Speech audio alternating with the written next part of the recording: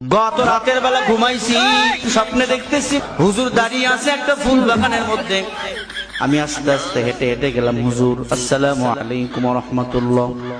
আমি বললাম, হুজুর আপনি এখন কোথায়? বলে, জানেন না, আমার আল্লাহ আমাকে জান্নাতুল ফিরদাউসে জায়গা করে দিছে।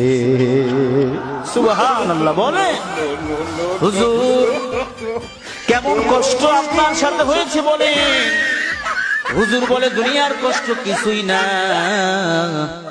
মৃত্যুর যন্ত্রণা বড় কঠিন, তবে সব যন্ত্রণা ভুলে যাইয়া আমি আমার আল্লাহ পাকের দিদার পেয়েছি, আমি জান্নাতে বড় ভালো আছি। বলেন সুবহানাল্লাহ, আল্লাহু আকবার। হুজুর আমারে কিছু আপনি বলবেন? হুজুর বলে, তোমার একটা নসিহত করি।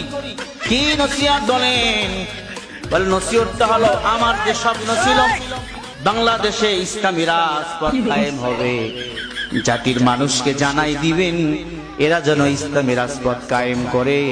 কারণ ইসলামী জীবন ব্যবস্থা যদি কেউ পালন করতে না পারে, তার দুনিয়াও শেষ, আখিরাতও শেষ।